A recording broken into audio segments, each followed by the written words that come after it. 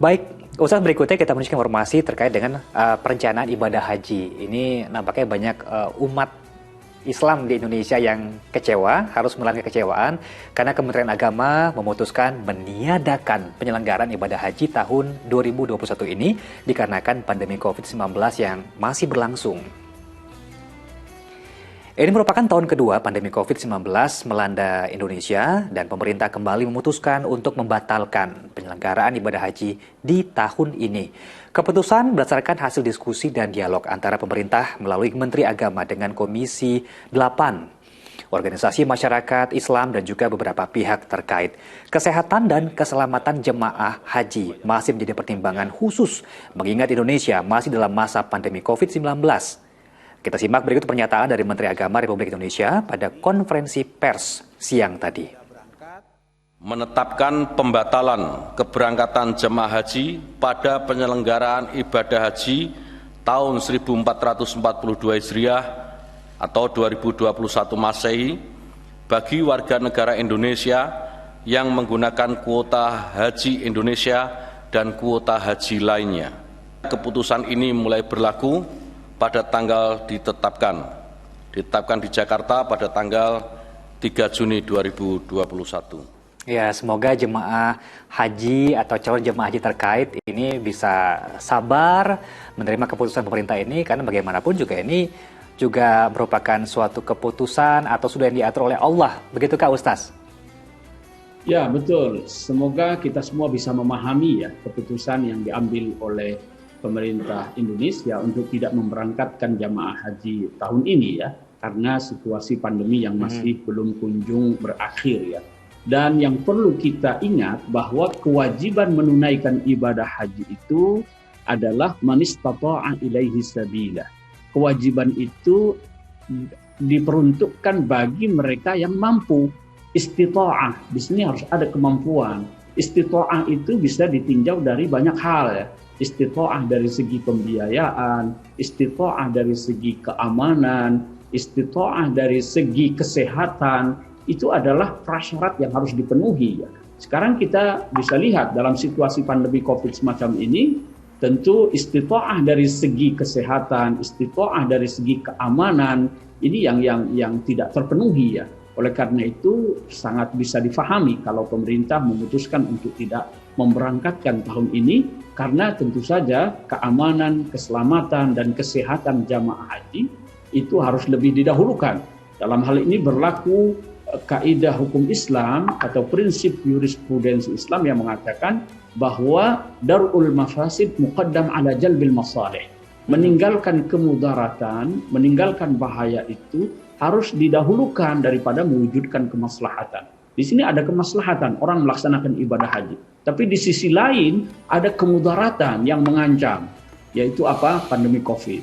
Nah, menghindari kemudaratan atau bahaya demi keselamatan jiwa manusia itu harus didahulukan dalam hal ini. Jadi sudah benar saya kira keputusan ini. Selain memang ini keputusan pemerintah kita, tentunya juga terkait dengan keputusan dari penyelenggara dari Arab Saudi sendiri, Ustaz ya.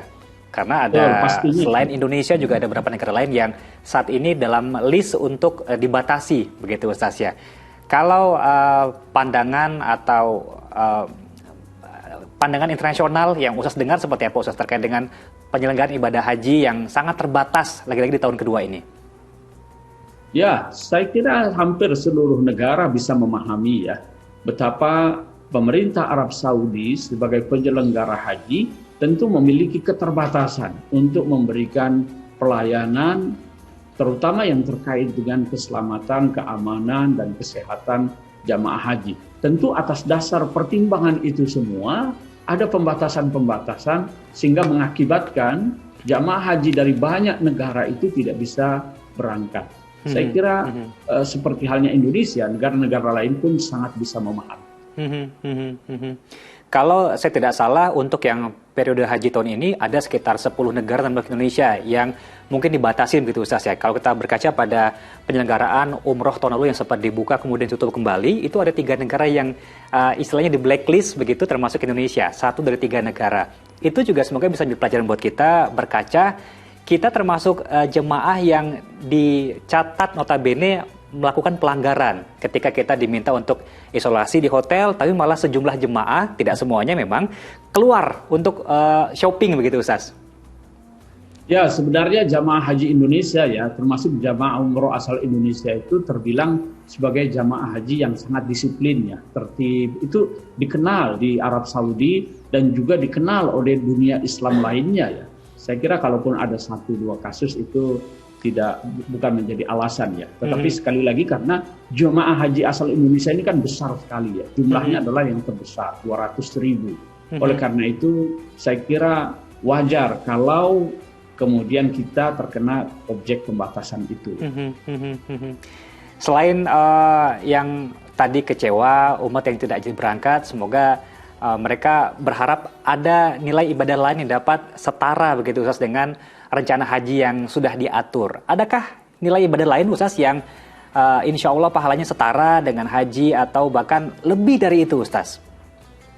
Ya betul ya, jadi kita yang tidak bisa melaksanakan ibadah haji tahun ini, ada beberapa hal yang bisa kita lakukan ya. Yang pertama adalah ada satu ungkapan begini, tashabbahu illam takunu mislahum. Tirulah apa yang dilakukan oleh jamaah haji kalau kita tidak bisa melakukan seperti yang mereka lakukan.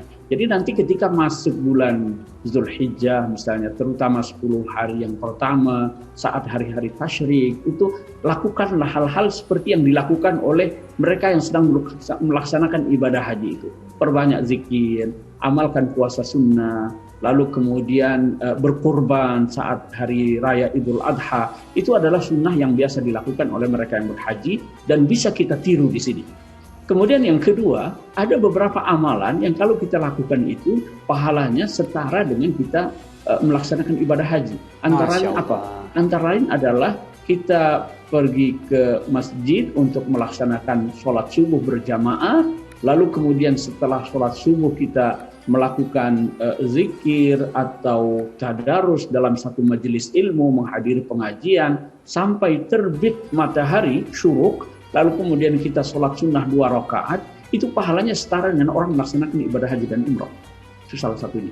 Masya Allah. Semoga ini juga menjadi pesan bagi saya, bagi umat Islam lain yang memang tidak berangkat, terlebih bagi para jemaah haji yang batal berangkat